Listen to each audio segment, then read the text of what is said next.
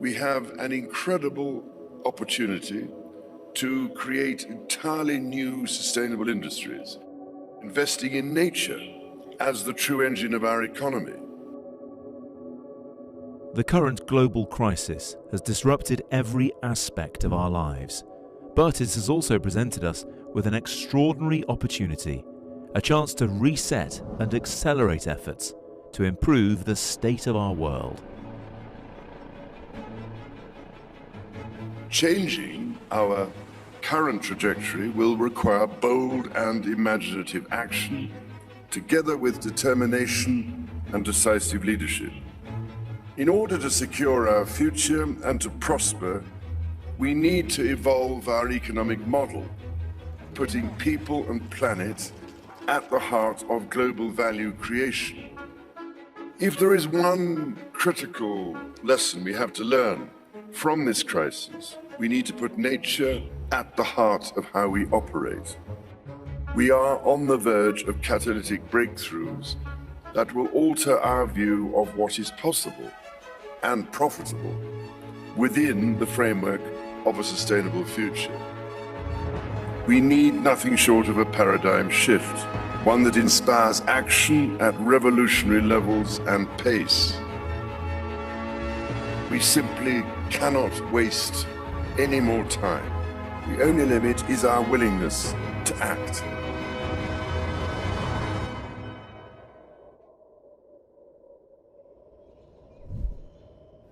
And the time to act is now.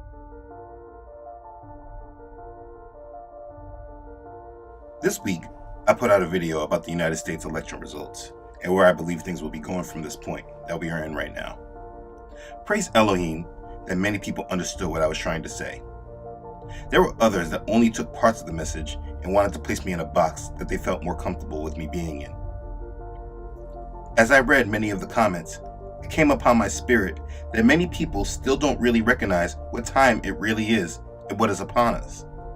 And why would they? The control media of this world does a great job pushing their own agenda and way of thinking. But what they do not do is what they are actually supposed to do, which is to inform us on what's happening in the world. We have to move past politics. It's not about Trump or Biden. These are both puppets of a grand scheme. Both are actors playing a role. It's not just about the United States. The United States was built to rise, get the rest of the world attached to it, and then fall, leaving the world ready to unite under one governmental branch. But I'm getting ahead of this video. The point is that there is a real agenda happening in the world, and they are not hiding it. It's right in our faces, hidden in plain sight. And maybe if enough people understood what was really happening, it might make them wake up and stop being led by all the distractions the enemy has placed in our path. We must discuss the Great Reset. The name of it, the Great Reset, should be very telling if you even understand just a small amount of what I mostly allude to on this channel. The video that we saw in the beginning of this video was just an introduction. What are they trying to say? They are saying the world needs a reset. The world needs to start over. This is why I don't have time for the people that claim that the New World Order is just some type of unfounded conspiracy. These are people that are not well researched and are too confident in their ignorance. This world system is preparing those that are awake and on board with their agenda. They are having forums discussing it. They have written books going over the principles of it. It's not a conspiracy that is in the dark. It's a conspiracy that is very much out in the open, and they are talking about what it will look like as we speak. You must understand that this is not some agenda that is secret to only a few people, and then everyone will be surprised and forced to adapt when it is implemented. That is not the case. When you watch movies about the end times, they often show the Antichrist coming on the scene and then transforming the world. But the reality that we need to understand and deal with is that they are actively planning this transition and this new world order before we see it come into existence. The fact is that there are a great deal of people in the world in the know that understand the change that is on the horizon. How can the world move through this great change while being silent about it? They're able to do this right in the open because they know they have the minds of the people distracted through all these other media channels that do not talk a thing about it. They are having these forums and writing these books in order to give the initiated guidance of the future in order for them to prepare for it.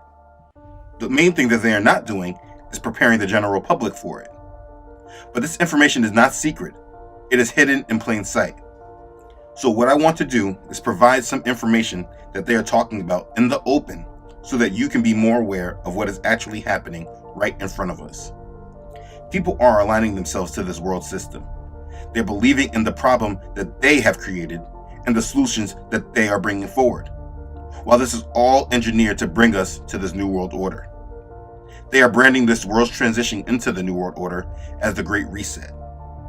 I have family that are so aligned with the world that they refuse to go outside or even be around their family until the world looks like it will get better and go back to the normal that they once knew.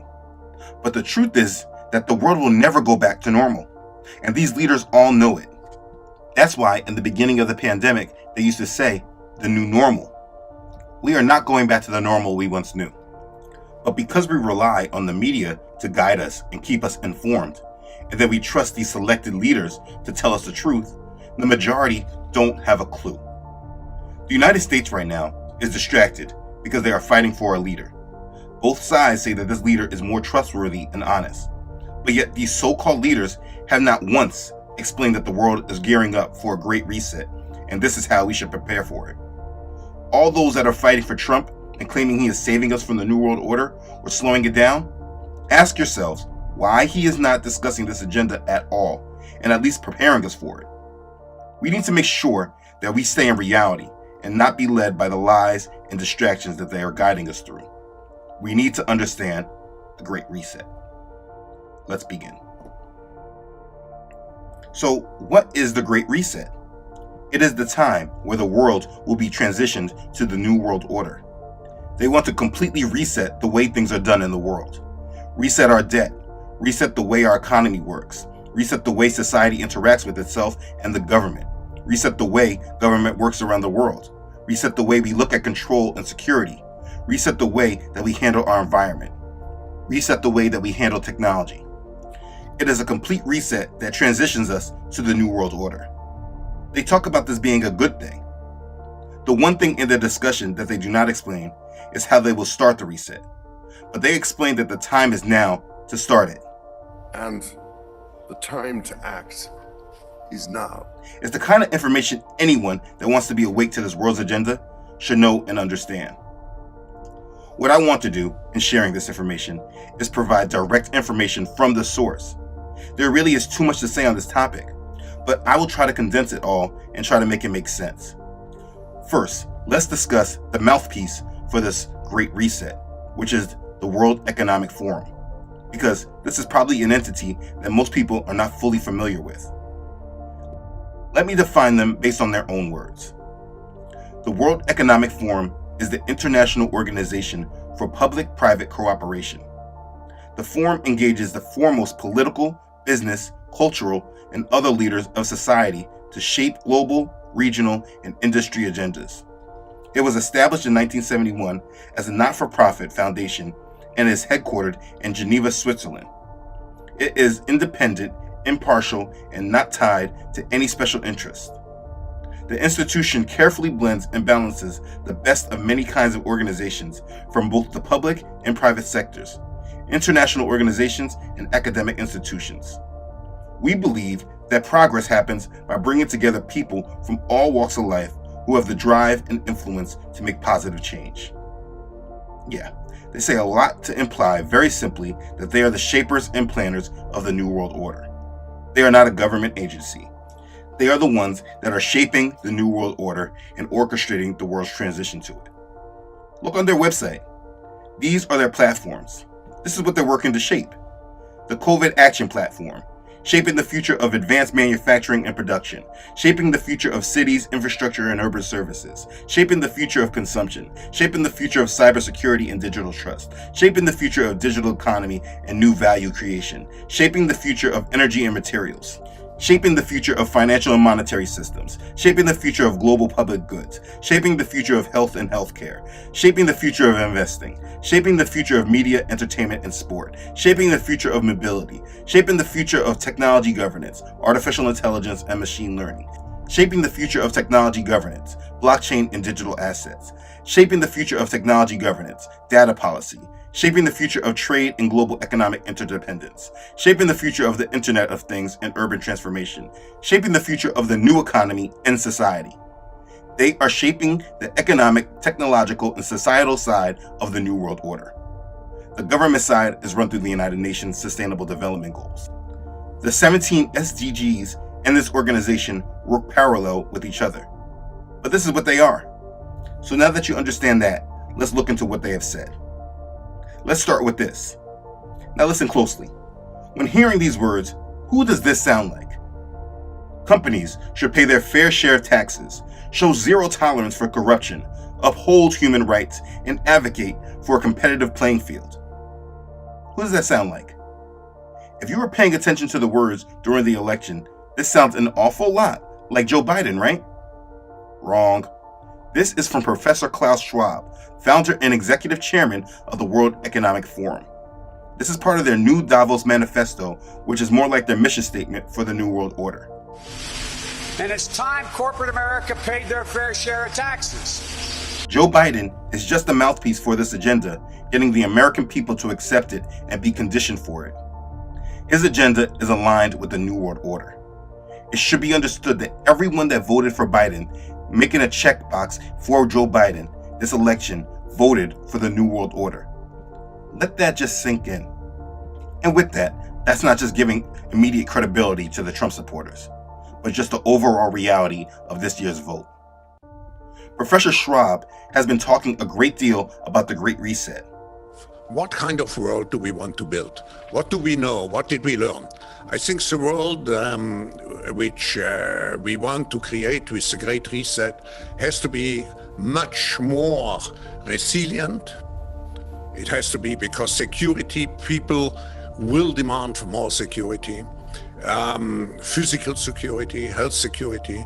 It will have to be more inclusive and finally more sustainable. On their website, there's an article called "Now is the Time for a Great Reset."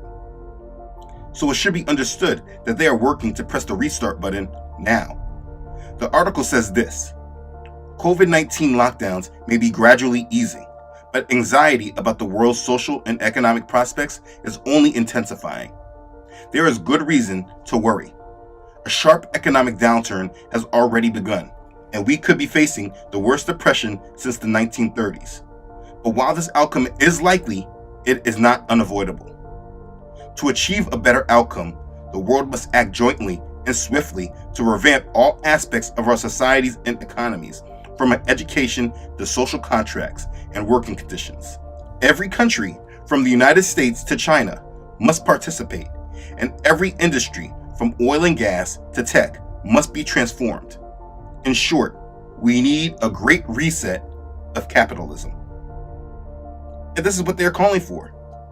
The complete way that the world works right now, they want a complete fundamental shift, a reset of it. You see the picture on the article, right? It says, push to reset the world. This is what they are planning, and it's important to understand that it's not just about ideas, but an actual plan that has been analyzed and is being worked on to be implemented. Professor Schwab wrote the book COVID-19, The Great Reset. If you want to understand the agenda for the world, you should get this book. He explains a great deal in it. It is clearly seen when understanding the full agenda for this world conspiracy that COVID-19 is being used as a great scapegoat for their transition into the coming New World Order. They are using the disruption from this plandemic to implement the transition to the new world they have been preparing for.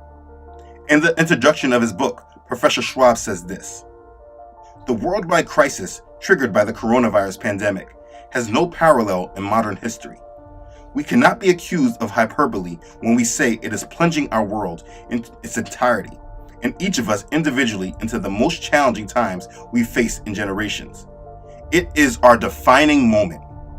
We will be dealing with its fallout for years, and many things will change forever.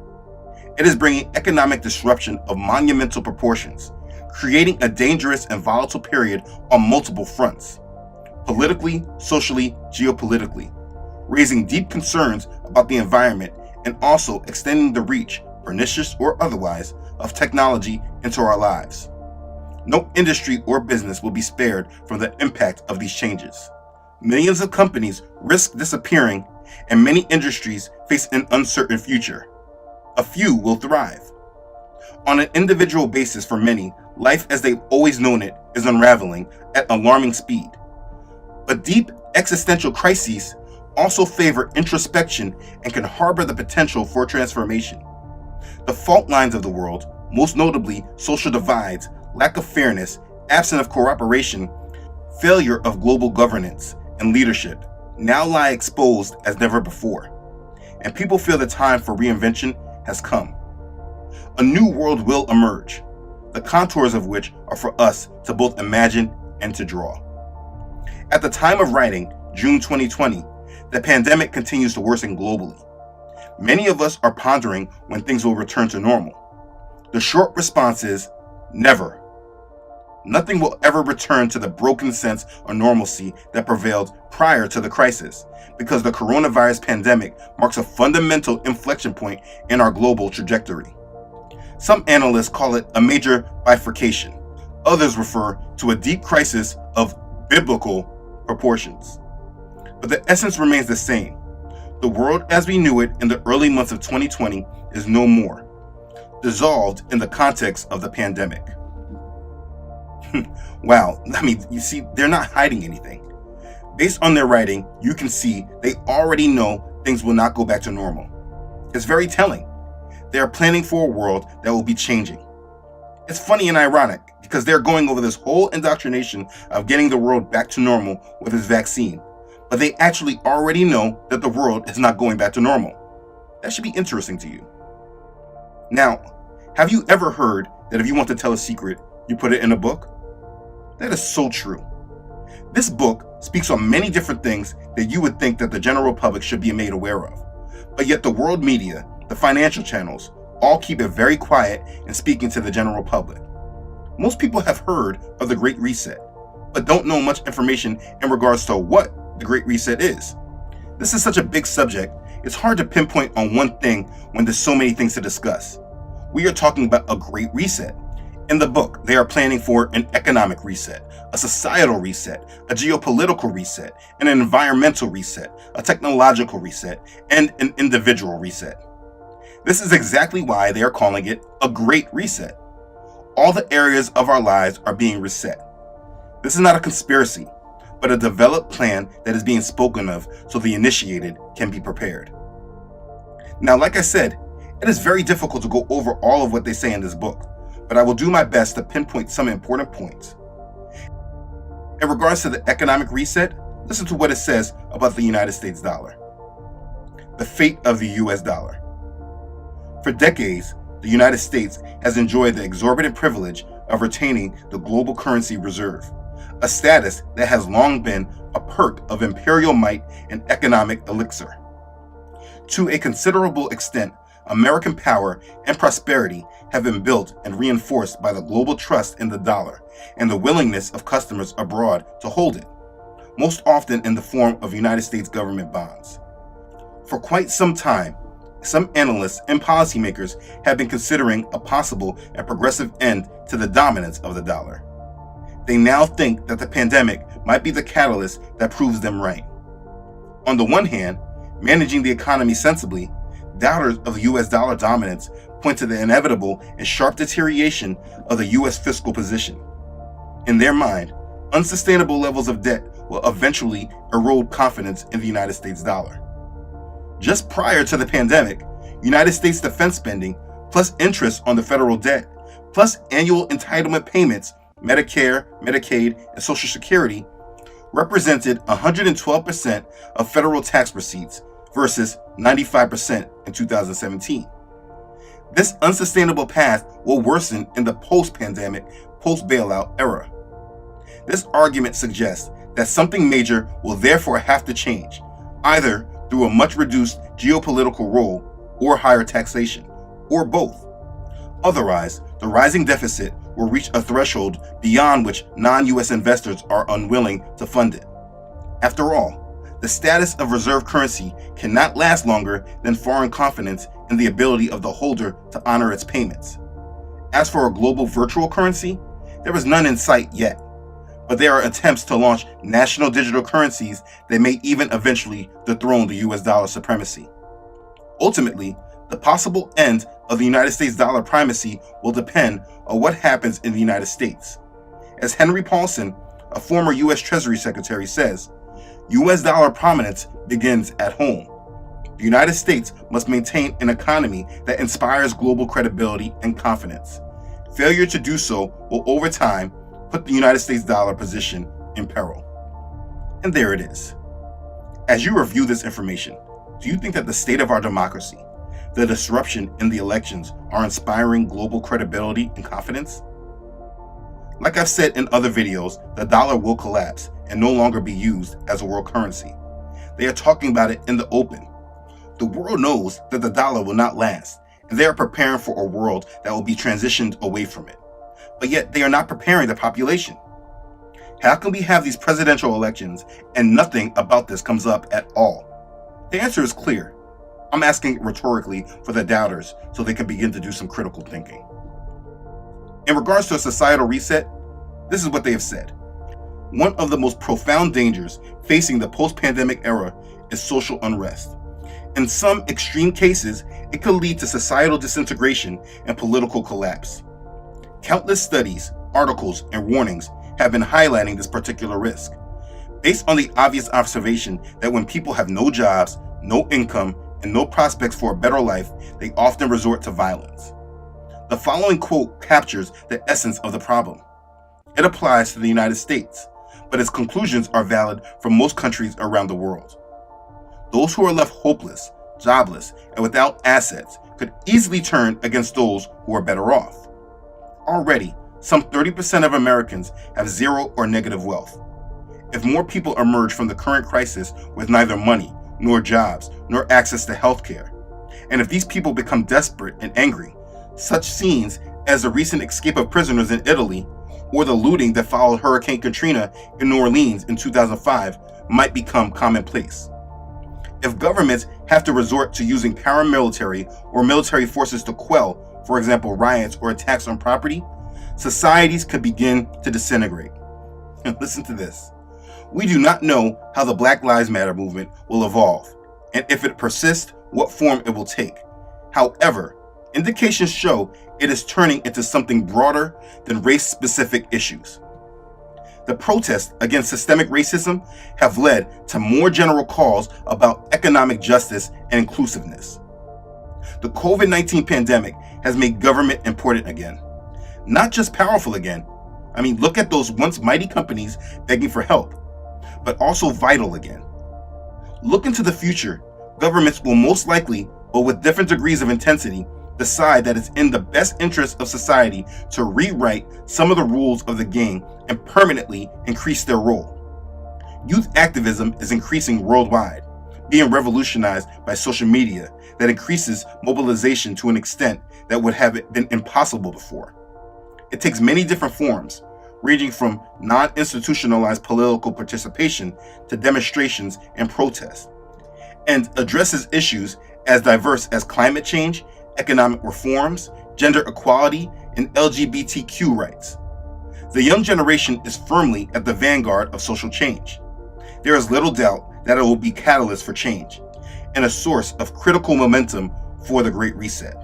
People. But GLSEN is doing more than just that, more than just expanding the boundaries of supporting and protecting the LGBTQ+ community. GLSEN is also telling the world that these boundaries that we've put in place have created a faulty sense of safety that we must dismantle.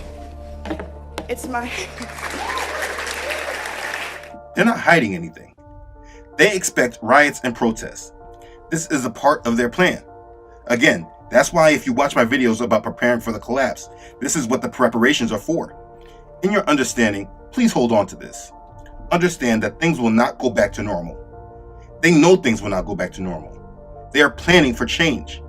You will see people, celebrities, saying things like they don't want things to go back to normal, normal wasn't any good. They are playing games with their followers' mind. This is actually an endorsement of the Great Reset, the New World Order. Don't align yourself with that mentality. They are producing social unrest and protests so that they move the public into accepting this New World Order. They already know and expect chaos and unrest, and they will use this chaos to create a new social contract. The unknowing public calling for change, protesting, and asking for things not to go back to normal are just being used as tools, being conditioned to expect a new world order.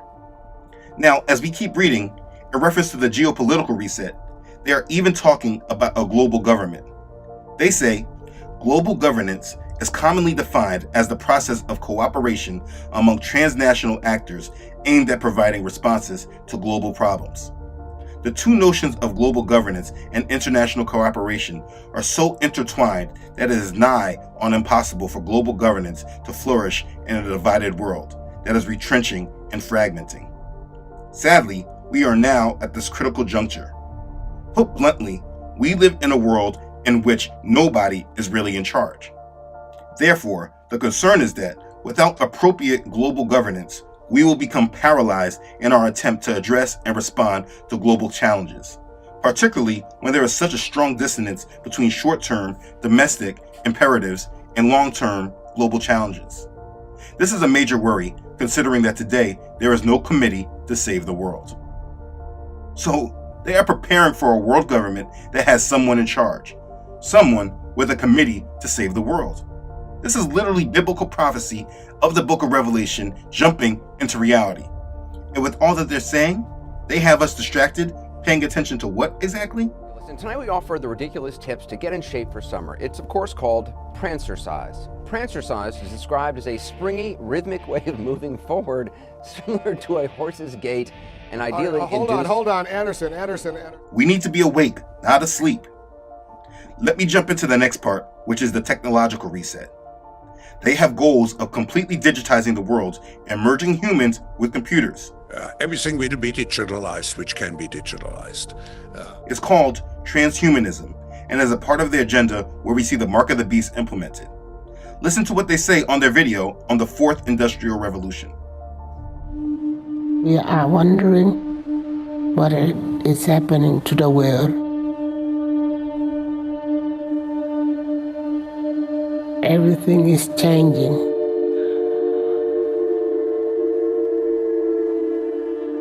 The very idea of human being some sort of natural concept is really going to change. Our bodies will be so high-tech we won't be able to really distinguish between what's natural and what's artificial. You see, they're not hiding their agenda and goals. They are just not publicizing it to the masses. Oh, and in case your denial of this wants to say that maybe it's possible that trustful Joe Biden didn't know about this agenda, just take a look at more of the video. This is Professor Schwab talking in front of an audience. Wait, who's front row? Sitting close to Leonardo DiCaprio. Yeah, that's Joe Biden. You can see he's well aware of the agenda. And for those wanting to place Trump on a pedestal, do you think that the leader of the most powerful country in the world doesn't know about an agenda that the rest of the world knows about? Let's see. Approaching the podium right now, being introduced by Klaus Schwab, who is the head of the World Economic Forum again. Donald Trump taking the stage here in Davos. Congratulations on your 50th year hosting the annual meeting of the World Economic Forum, a truly amazing achievement. It's an honor to address the distinguished members of this organization for the second time as president. Okay. Oh yeah, he knows very well. It's time you woke up to the world that you live in. Now, in the book, when speaking on the technological reset, they say, in the 4 short years since technological progress has moved impressively fast, AI is now all around us, from drones and voice recognition to virtual assistants and translation software. Our mobile devices have become a permanent, integral part of our personal and professional lives, helping us on many different fronts, anticipating our needs, listening to us, and locating us, even when not asked to do so.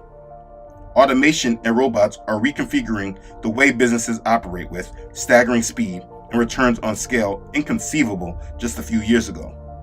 With the pandemic, The digital transformation that so many analysts have been referring to for years, without being exactly sure what it meant, has found its catalyst. During the lockdowns, many consumers, previously reluctant to rely too heavily on digital applications or services, were forced to change their habits almost overnight. Watching movies online instead of going to the cinema, having meals delivered instead of going out to the restaurants, talking to friends remotely instead of meeting them in the flesh, talking to colleagues on a screen instead of chit-chatting at the coffee machine, exercising online instead of going to the gym, and so on. Thus, almost instantly, most things become e-things, e-learning, e-commerce, e-gaming, e-books, e-attendance. To sum up, the speed and breadth of the fourth industrial revolution have been and continue to be remarkable. This chapter argues that the pandemic will accelerate innovation even more, catalyzing technological changes already underway and turbocharging any digital business of the digital dimension of any business. This transition towards more digital of everything in our professional and personal lives will also be supported and accelerated by regulators. As the coronavirus crisis recedes and people start returning to the workplace, this corporate move will be towards greater surveillance. For better or for worse, companies will be watching and sometimes recording what their workforce does. The trend could take many different forms, from measuring body temperatures with thermal cameras to monitoring via an app how employees comply with social distancing. This is bound to raise profound regulatory and privacy issues, which many companies will reject by arguing that unless they increase digital surveillance, they won't be able to reopen and function without risking new infections. And being, in some cases, liable, they will cite health and safety as the justification for increased surveillance. It is true that in the post-pandemic era, personal health and well-being will become a much greater priority for society, which is why the genie of tech surveillance will not be put back into the bottle. But it is for those who govern and each of us personally to control and harness the benefits of technology without sacrificing our individual and collective values and freedoms. They are very clearly saying that they will be controlling us through our technology, and we will have to make a choice to accept it in order to take part in their businesses and their economy. In that Industrial Revolution video, they even allude to humans merging with machines. The very idea of human being some sort of natural concept is really going to change. Our bodies will be so high-tech we won't be able to really distinguish between what's natural and what's artificial. So they have spoken about a world government, a world currency, a world leader, and now the mark of the beast. Yeah, I think all believers should be paying attention. The book concluded that widespread social protests that took place in June 2020 reflect the urgent necessity to embark on the Great Reset. By connecting an epidemiological risk, COVID-19, with a societal risk, protest, they made it clear that in today's world, it is the systemic connectivity between risk, issues, challenges, and also opportunities that matters and determines the future. As economies restart, there is an opportunity to embed greater societal equality and sustainability into the recovery, accelerating rather than delaying progress towards the 2030 Sustainable Development Goals, and unleashing a new era of prosperity. We are now at a crossroads. One path will take us to a better world, more inclusive, more equitable, and more respectful of Mother Nature. The other will take us to a world that resembles the one we just left behind, but worse and constantly dogged by nasty surprises. We must therefore get it right. The looming challenges could be more consequential than we have until now chosen to imagine, but our capacity to reset could also be greater than we had previously dared to hope. There is really so much I could say on all of this, but this video is already too long. I was talking with my family member while making this video and explained these findings to her, and she basically was saying that she did not need to know these things and her way of preparing is different than mine, and that's okay for her.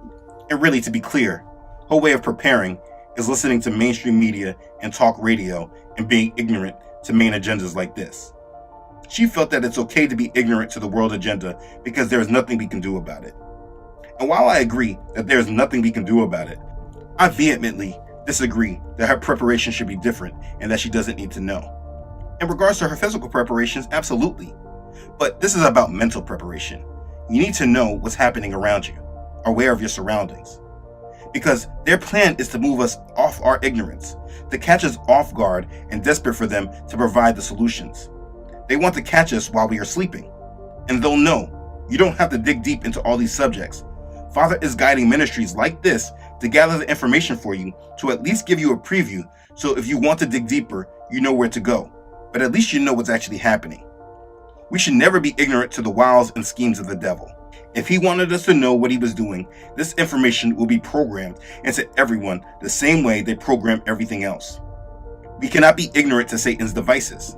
Like the Apostle Paul told us in 2 Corinthians chapter 2, verse 11, lest Satan should take advantage of us, for we are not ignorant of his devices. Being ignorant to Satan's schemes and plots and devices gives him more chances to take advantage of us, and none of us should want that. Now this is what we are actually directed to do. In 1 Thessalonians chapter 5, verses 1 through 11, the Apostle Paul tells us, but concerning the times and the seasons, brethren, you have no need that I should write to you. For you yourselves know perfectly that the day of Yahweh so comes as a thief in the night. For when they say peace and safety, then sudden destruction comes upon them, as labor pains upon a pregnant woman, and they shall not escape. But you, brethren, are not in darkness, so that this day should overtake you as a thief. You are all sons of light and sons of the day. We are not of the night, nor of darkness. Therefore, let us not sleep as others do, but let us watch and be sober. For those who sleep, sleep at night, and those who get drunk are drunk at night. But let us who are of the day be sober, putting on the breastplate of faith and love, and as a helmet the hope of salvation.